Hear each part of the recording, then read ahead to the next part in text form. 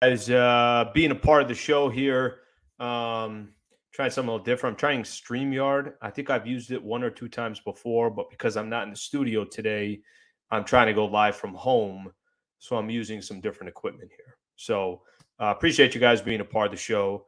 Do me a favor, just so I have an idea that you guys hear me and that you guys can actually see me. Can you guys just give me a thumbs up that everything is going as planned, that you got me and all that stuff? I'd appreciate that. I got the comments here to my right. Okay, appreciate you guys being a part of the show. Let me start off with this, Laker fans. Okay, we can see you. Hopefully, you guys can hear me as well, and then we're good to go. And we got nothing to worry about from there. Okay, sounds good. Okay, so Laker fans, I'm gonna start off with this. We got a lot that we're gonna get into in today's show.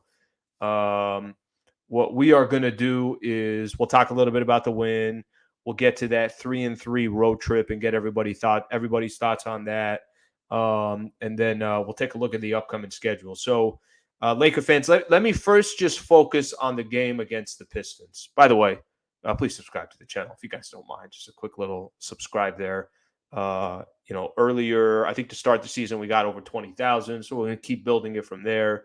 If you're a returning customer to this, obviously to my channel here, just subscribe there. Okay, so a couple thoughts on the game tonight. First off, let me say this. Sometimes you just got to grab W's, and the Lakers grabbed the W today. And, there isn't really too much to say after that. You're playing the Detroit Pistons. They have the worst record in the NBA. So no one's expecting. When Lakers were getting ready to go on that 6-game road trip, right? We're all sitting back and we're talking about the road trip and kind of saying to ourselves, all right, they're going to get one against the Wizards. They're going to get one against the Pistons. But can they get any other wins in between? And the answer is yes, they can, which they did. They got the Wizards, they got the Pistons, and of course they got Milwaukee. So today shouldn't have been a shock that the Lakers beat the Pistons. I think the bigger surprise in this game was that it was a game in the fourth quarter. But nonetheless, I got some people here who want me to give a little fist. I got you guys here. I got less room, by the way. So when I'm in the studio, I'm kind of walking around pacing. I got a bed right behind me. I mean, we're kind of closed in here a little bit, Laker fans. But that to me was the biggest surprise of the game, is that we actually had a game. So there's some things. I mean, if I talked about some of the good and the bad from tonight's game, like I said, just grabbing a W. Michael Thompson was telling me in the pregame show, the final game of a 6-game road trip is always the toughest because you've been away from home for 10 days. You're starting to kind of look forward to going back to Los Angeles, sleep in your own bed, get that home cooking, the whole thing, see the family. And for the Lakers, they've been gone for so long that I'm sure part of them thought to themselves, all right, let's get this win against the Pistons and let's get the hell out of here. But that could be a dangerous game in itself because, like I just mentioned, you put yourself in a position where you could have a squad, even the Pistons, who were 7-21 going into the game. Go look at the NBA standings. Go hit league all the way to the bottom. They're the Pistons. They're the worst team in the NBA. Cade Cunningham, one of their better players, didn't play. So this wasn't a surprise or a shock. This is what the Lakers should have done.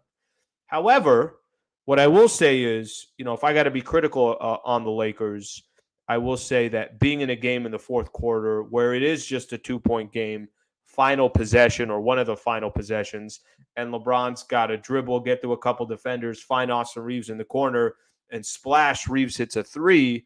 I think that part of it is I didn't think it was going to come down to the last couple of possessions, and it did. So give Detroit credit for fighting and for the Lakers of just finding a way to say, let's just get the hell out of here with a W, and the Lakers did that. Remember, Lakers started on the road 0-6 this year. And since that 0-6 start, we can say now that they're 5-3 on the road. So that's obviously good news for the Lakers. And I guess that's one positive to look at.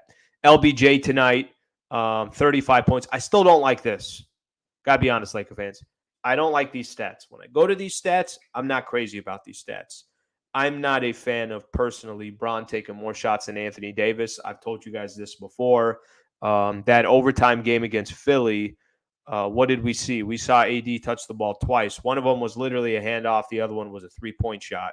But Bron was 14 to 24 tonight. So this was one of those games, I think I said it in the last post-game show. Bron, at this stage right now, it's good game from Bron, bad game from Bron.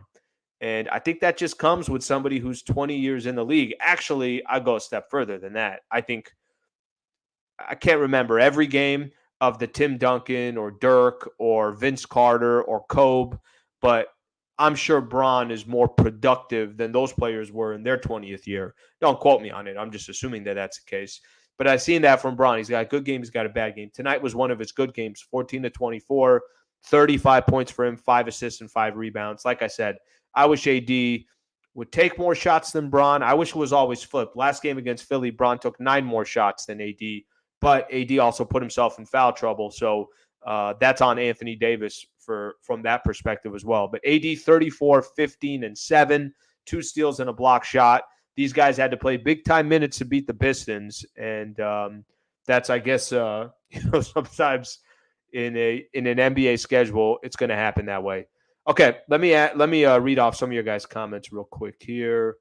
All right, let's see what we got here. Somebody asking, do I have my own pocket? By the way, I do love, one of the funniest things to me is when I am late, as people like to call it, when they're waiting for me. I mean, they're just coming after me. Sliwa, why are you always late? Come on, Sliwa. Well, Laker fans, can I just explain something to you? I have a post-game show to do first before I do this post-game show. It's not like the Laker game just ended, and then I just decide, all right, I'm going to watch some of the NFL Sunday night game. I'm going to kick back, have a bowl of cereal, and some popcorn, okay? It's not how it works here. I literally have to do a post-game show after for 710 ESPN, and this is why we call it post-game show number 2. So I hope you guys understand why it takes so long sometimes. Okay, let's see what I'm doing here. All right, if you guys got thoughts on this specific game, feel free to comment right now.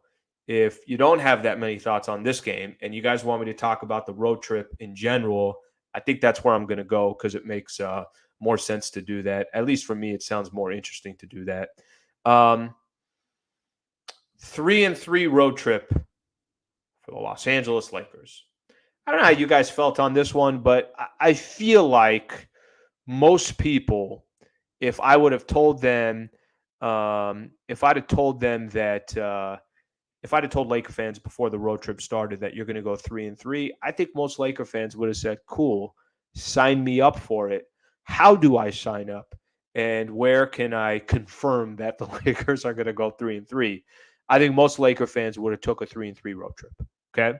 And I'm seeing from some of the comments here that there are definitely some people that were okay with the 3-3 road trip.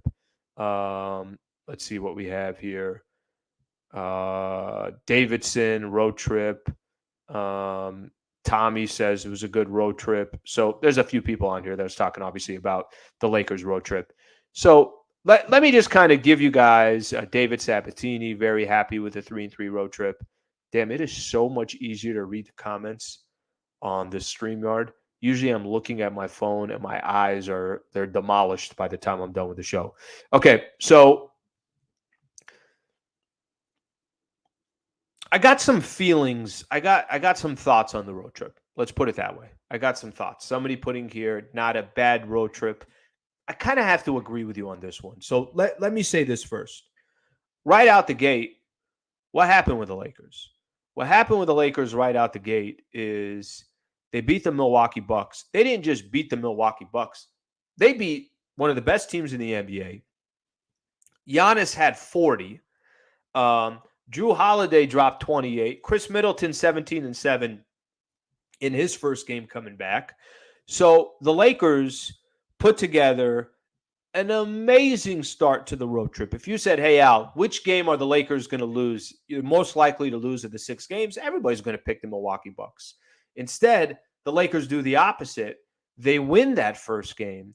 And, it's obviously incredibly impressive with what the Lakers did in that road to start off the road trip, winning the game against the Bucks. So they're 1-0 out the gate. A week ago, they played the Washington Wizards.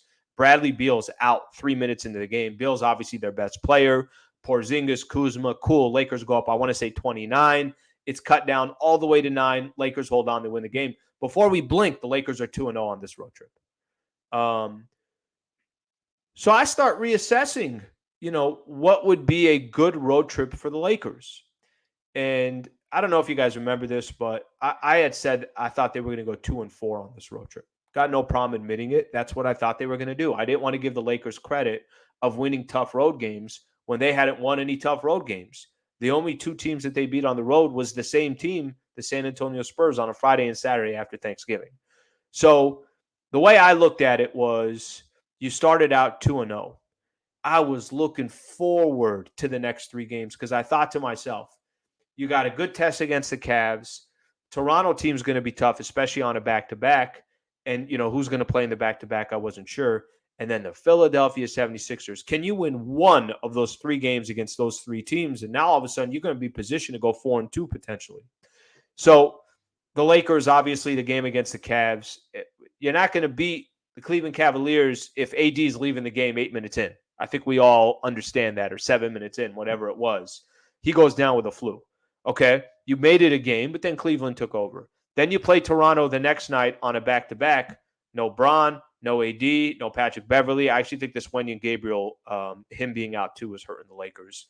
So you're missing all those players. Okay, they don't have a shot against the Toronto Raptors. Never led. We're down the entire way. So I think they start the game down 11-0. So this road trip kind of came down to, for me, it all came down to the game against the Philadelphia 76ers. That for me, to kind of put the Lakers in a position to determine whether it was going to be a successful road trip or not, it kind of stuck with me that the game against the Philly, I felt against the Sixers, was going to determine whether it was going to be a success or not after they started 2-0. Philly, we know what happened. Anthony Davis does not help himself. 3 fouls in the first quarter, 3 fouls in 7 minutes. He can't be aggressive the whole game. But somehow the Lakers find a way to come all the way back in that game. And when they're down 10 with under 2 minutes to go, down 16 with about 4 minutes plus, they find a way to come all the way back, Laker fans. They come all the way back in that game. And basically the Philadelphia 76ers told the Lakers, guys, here is the game. We are going to put it on a silver platter for you. All you got to do is hit a free throw, and it's a wrap. And, we obviously know what happened from there. AD hits one of the 2 free throws, missed the second one. Lakers go to overtime. They're out of gas. AD barely touches the ball, and that's a wrap. So I think the 3-3 road trip, it's okay. It could have been better. 4-2 seems like a much different road trip than 3-3. But like I said, before everything started, I think every Laker fan would have took 3-3. So that's my thoughts on the road trip right there. Okay. We got some games coming up, Laker fans. Some tough games coming up. Not going to get over the Indy and Philly games. I'm with you on that one. Those are 2 games that I'm 100% with you on. If you want to throw one the other way where the Lakers got lucky, you could say that Pelicans game where you got a dude from Pelicans missed 2 free throws, bucking, I think, a second and a half left, and Lakers end up hitting a 3 at the buzzer, winning against Pelicans. So I think it happens both ways. But overall, Laker fans, they're 11-15. You got to start stacking up some W's. Okay, before we go any further here, I got you guys. I didn't even get to, you know what I mean? You guys know what I'm talking about. Sometimes I do that after games. I didn't even get to do that. I just don't have space here. I don't have space. Laker fans, where the hell are you guys tuning in from? Let me know. Do some roll call right now. Let me know where in LA, or let me know what part of the state, or let me know what part of the country, or let me know what part of the world. We'll do a little roll call action here. Please put in your comments here. Always appreciate. Let me know where you're tuning in from, so we get a little roll call going. Okay, slow down here, guys. Slow down. A lot of comments here. Just a second. Give me a second here. Okay, Murrieta, California. Thank you for being a part of the show. St. Louis in the house. University of Newcastle, Australia in the house. Let's see what we got. Kentucky. Ben, I got you, my brother. Ben wants a fist bump. I got Ben. I got you, Ben. I got you. Vancouver in the house. University of Newcastle, I mentioned. Sunnyvale, Colorado Springs, Rochester, New York. Maui in the house. Sam out of Maui. Sam, that's awesome. Appreciate send me an invite every once in a while. East Orange, New Jersey, Colorado Spring. Of course, somebody's at the Pepsi Center. Been the same joke for 4 years on that one. Englewood, New Jersey, Mission Viejo, California. Appreciate you guys being a part of the show. Boise, Idaho in the house. San Jose in the house. Thank you for being a part of the show. Temple City, Nebraska, Columbus, Ohio, Culver City, Washington, D.C., Orange County, Anaheim. It's a lot going on there. Marina Del Rey, Albuquerque, Philippines, everybody. Appreciate you guys being part of the show. If I miss you, keep putting it on there, and I'll make sure I get to you guys. Okay, let's see what else we got here, Laker fans. Slee, do a haymaker for the win. Austin Reeves was the haymaker tonight. You don't need me. Newport Beach in the house, Kobe City, as they're calling it right there. Thank you for being a part of the show. Okay, so a couple things here, Laker fans. If I miss you, come back. Little Italy in the house. I got Little Italy's, but they didn't say. Oh, there it is. Little Italy Vegas. Little Italy Vegas. That's actually real. I need like Little Italy Boise, Idaho. You know what I mean? Like I need random like that. Upcoming schedule. So I'm doing post-game show number 1. And while I'm doing post-game show number 1, got my iPad over here, and I got Spectrum on. So Spectrum's there in the Lakers game, and I'm looking to my left, and it shows the next 5 games for the Lakers schedule. Philippines in the house. Thank you for being a part of the show. And it shows the next 5 games for the Lakers. So we sit here, Gaslamp District in the house. All right, shout out to SD. So for next 5 games, here are the Lakers coming off a 6-game road trip. And you say to yourself, okay, things are going to start getting easier, right? The road trip had a really good Milwaukee team. Philly's a team that you think will do better as the season progresses. Cleveland's 3rd best record in the Eastern Conference. Toronto's always a tough out because they got young, athletic players, well-coached, well-run organization. You would think things would kind of lighten up for the Lakers. No, my friends. The rest of December in the next 5 games, okay? You're Boston on Tuesday. Boston's got the best record in the NBA. I know they lost, and I think they got blown out by the Warriors yesterday. But the Celtics are the Celtics. They were beating the Phoenix Suns on the road by 47 a couple nights ago. Okay, there's Boston. You got the Denver Nuggets after that. I want to say they're 16-10, right in the thick of that Western Conference, 4th place. Washington put them to the side. They've been awful, and I think they've lost 6 games in a row. Then you're at Phoenix and you're at Sacramento. 2 games that are going to be incredibly tough to play for. Phoenix loves playing the Lakers. Obviously, their crowd loves it. Sacramento's the same thing. I don't know. They light some kind of a beam when they win a W. I don't understand it, but that's their thing. They can do their thing. This is Thailand in the house. Thank you for being a part of the show. This is a really, really tough 5-game stretch, and it doesn't even stop there. They had tough games after that the rest of the month. At Dallas, you still got. At Miami, I think it's one of the games. At Atlanta. So, and all those games are going to be on the road. So it's certainly going to be a tough stretch here for the Lakers. Jacksonville, thank you for tuning in. That, look, I want to say, I said on the road trip, or I'm telling you now, that most people would have taken 3-3. Here's the problem with 3-3. Here's the problem with hovering around 500. Here's the problem with the Lakers kind of staying exactly where they are, or, win 2, lose 2. The problem is Lakers are 13th. No, actually tied for 13th in the Western Conference with the Oklahoma City Thunder. I know that the 6th place team, they're only 3 games back from. But the point I'm trying to make is there's going to have to come a stretch. Tough teams, not tough teams, road games, home games. When you start the season out 2-10, you're going to have to start winning some basketball games. You're going to have to win on a more consistent level. And, I use as an example, they won 8 of 10, then they lost 3 in a row. and they were 10-15 before today's game, which they started the season out 0-5. At one point they were 2-10. At one point they got back to 5-10. So they're kind of just, I don't want to say treading water because I don't think they are. I think they are playing better basketball, but you're going to have to start winning these tough games, and you're going to at least have to put yourself in a position where we're just getting closer to 500 and then eventually past 500. A lot of people here talking about Tatum and what a baller he is. He is definitely a baller. The good news about the Lakers-Celtics game coming up on Tuesday is the Celtics got a game against the Clippers tomorrow. So, keep that one in mind, that they're going to have to be playing off a back-to-back. Where are the Clippers in the standings? 15-13. Why doesn't Boston serve the Clippers an L tomorrow, and then we could serve an L to the Celtics on Tuesday? I think that's the right way to do it, because you also want the Clippers dropping back in the standings closer to the Lakers, and the Celtics, they're in the Eastern Conference. So what are you going to do? You can only control the games that you have against them.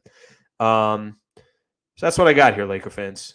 That is pretty much everything I wanted to hit on. If you guys got any comments or questions right now, throw them in, and I'll answer a couple of these, and then I'm going to get the hell out of here and watch the second half of the Dolphins and the Chargers.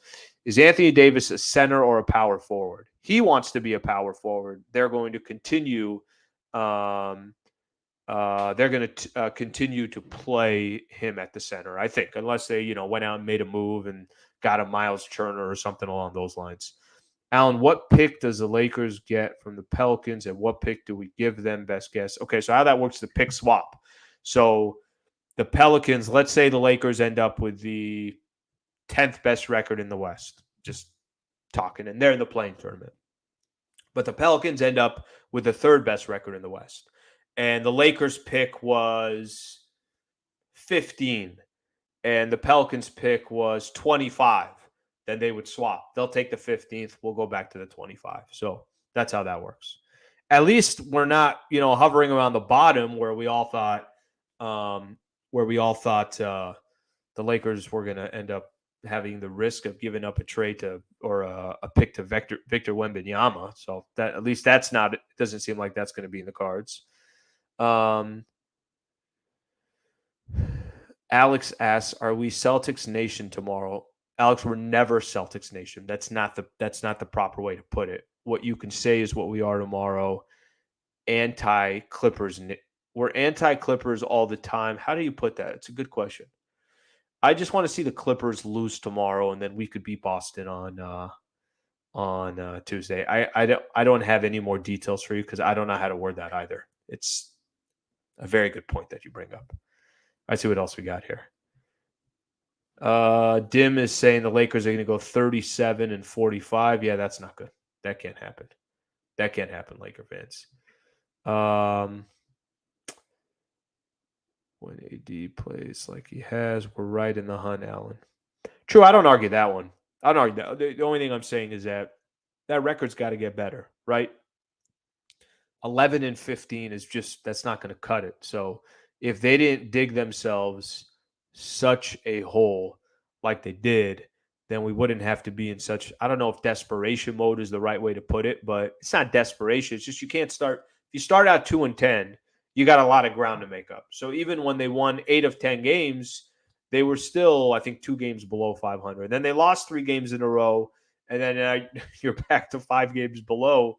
They got to play that on a continuous basis. Any trades?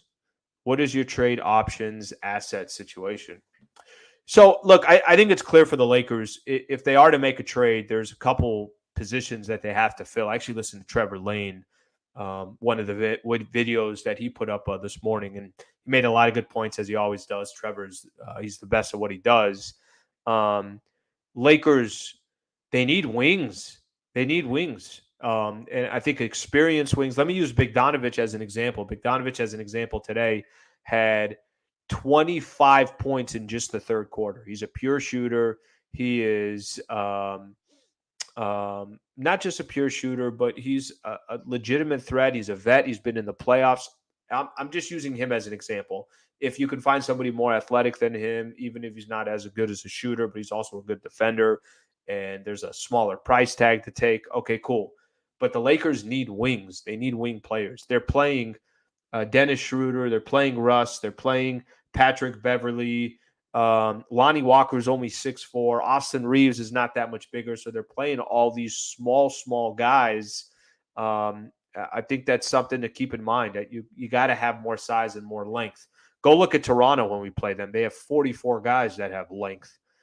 Okay. Do one more here, and then we're going to call it a night. If it takes that much effort just to beat Detroit, that's not a good sign. I'm not going to completely disagree with you on that one. If I give them a little bit. Okay, let me first say this. I was very frustrated watching the game too. So it's not just you. I think most Laker fans are saying, what the hell is going on here? Why is it a close game in the fourth quarter? You're not wrong on that. 6-game final game of a road trip. They've been gone now for, it seems like, maybe over 10 days or so. I think just find a way to get the W, and the Lakers did. Okay, Laker fans, I'm out. We're done. I appreciate you guys being a part of the show. Again, if you have not subscribed to the channel, it'd mean a lot if you guys can. Give a thumbs up if you like the video. The other piece of this, I'm back on tomorrow. I'll do my show with Travis Rogers, 10 a.m. to 1 p.m. And then Lakers Talk tomorrow night, 7 p.m. to 8 p.m. And I will go ahead and say it because I just said it. Trev will come join me on the show coming up tomorrow. So myself and Trevor Lane, I'll spend some time with him for a segment. So thank you for being a part of the show. Have a great rest of your night. We'll get back with you guys tomorrow. Thank you, Laker fans. Have a good night.